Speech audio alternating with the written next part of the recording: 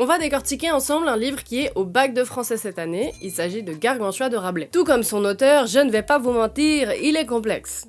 Et un peu long. Mais tenez bon, on va y arriver ensemble. Tout commence avec sa naissance extrêmement bizarre lors d'un banquet où sa maman, Gargamel, a mangé trop de tripes et il lui sort par l'oreille. Ah les tripes, mais qu'est-ce que ça me dégoûte, je me rappelle de mon père qui en cuisinait vraiment rien que l'odeur, je peux pas. Dès sa naissance, Gargantua est gigantesque et ses premiers mots sont « à boire, à boire ». Il dévore le lait de milliers de vaches pour calmer sa faim, hein, faut quand même en avoir pas mal des vachettes, en fait juste celles de toute la région, et puisque c'est pas suffisant, bah il aime bien aussi boire du vin. Gargantua grandit et hyper vite en plus de ça, son père est convaincu que son fils est un petit génie, qu'il est hyper intelligent, vraiment on dirait les parents insupportables là qui pensent que leurs gosses sont HPI, alors qu'il lui parle de, je cite, comment se torcher le cul. Voilà, c'est ça le petit génie. Après il faut dire que c'est un livre avec un vocabulaire assez particulier. Je me torchais au drap du lit, à la couverture, au rideau, d'un coussin, d'un tapis de jeu, d'un torchon, d'une serviette, d'un mouchoir, d'un peignoir.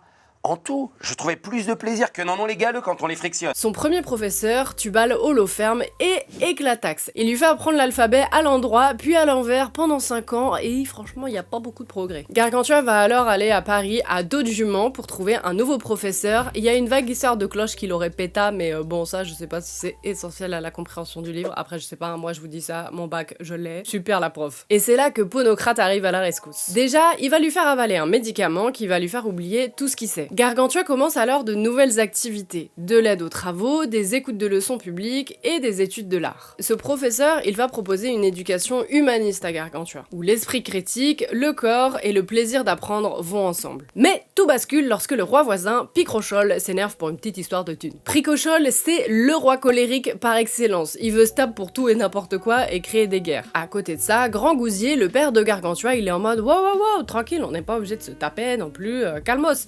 Mais Gargantua, il va être obligé de rentrer pour gérer ce conflit. Là, Gargantua, il prend les choses en main, il y va avec son armée, et il va être accompagné du frère des entomeurs, un moine déjanté et hyper courageux qui adore le bon vin, ça leur fait un super point commun. Après une guerre aussi absurde qu'hilarante, Gargantua remporte la victoire. Picrochole, il finit tout seul, comme un con, il se fait ghoster par tout le monde. Gargantua, il kiffe tellement ce moine, c'est tellement son qu'il décide de lui construire une abbaye. Retenez bien ça, c'est important pour la suite. Et ça va constituer toute la dernière partie du roman qui est assez conséquente autour de cette abbaye où en fait aucune règle ne s'applique. Chacun y fait ce qu'il veut dans la joie et dans la liberté totale.